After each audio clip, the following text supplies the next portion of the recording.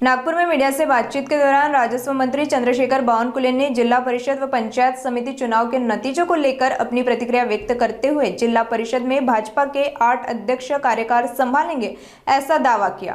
आगे बावनकुले ने double engine सरकार की वजह से जिला परिषद व पंचायत समिति चुनाव में ग्रामीण जनता का अच्छा समर्थन मिलने की बात कही। साथ ही बावनकुले ने महाविकास आघाड़ी की हार, उमरखेड स्कूल के पाकिस्तान गाना का मुद्दा, चंद्रपुर मनपा, नागपुर महापौर पदग्रहण समारोह को लेकर अपना स्पष्ट रुख रखा।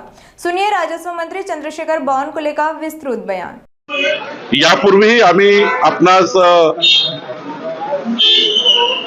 बोलताना सांगितलं होतं की महाराष्ट्रामध्ये भारतीय जनता पक्ष हा जिल्हा परिषद निवडणुकीमध्ये आणि पंचायत समिती निवडणुकीमध्ये क्रमांक 1 चा पक्ष असेल। महानगरपालिका नगरपालिका जसं आम्ही 51% वर आमचे नगरसेवक निवडून आले। आज जवळपास महायुतीच्या 25 महानगरपालिकेवर भाजपचे महापौर होत आहे। जवळपास 150 च्या वर नगरपालिकामध्ये महायुतीचे नगराध्यक्ष झाले। आता जिल्हा परिषद मध्ये सुद्धा जवळपास 8 जिल्हा परिषदवर भारतीय जनता पार्टी महायुतीचे जिल्हा परिषदेचे अध्यक्ष असतील। अनेक मोठे यश भाजपला मिळालं आहे। माननीय मुख्यमंत्री देवेंद्र फडणवीस जी, आमचे अध्यक्ष रवींद्र चव्हाण जी यांच्या अत्यंत मार्गदर्शनाखाली आम्ही निवडणूक लढली। देवेंद्रजींच्या नेतृत्वात आम्ही लढली।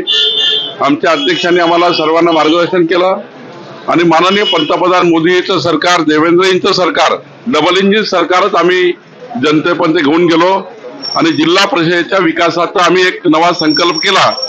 विकसित महाराष्ट्रासोबत विकसित ग्रामीण महाराष्ट्र आणि डबल इंजिन सरकार याच्या माध्यमातून होणारी कामे।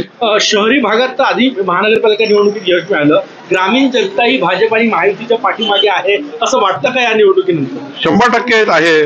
जेव्हा आम्ही निवडणुकीच्या प्रचाराला गेलो तेव्हा ग्रामीण जनता सुद्धा डबल इंजिन सरकार आणि मोदीच्या सरकारच्या, केंद्र सरकारच्या योजना, राज्य सरकारच्या योजना हे आम्ही मांडल्या आणि मला या ठिकाणी आनंद वाटतो की देवेंद्रजींच्या नेतृत्वामध्ये आज आम्हाला महाराष्ट्रामध्ये एक मोठं यश मिळालं आहे। पुण्यामध्ये राष्ट्रवादी काँग्रेसची एखादी सत्ता येताना दिसत आहे। अजित दादांना त्या पाठीशी तो जिल्हा उभा राहिला नाही, पुण्यामध्ये तर आधीच त्या ठिकाणी माननीय अजितदादा यांच्या पाठीशी जिल्हा आहेत।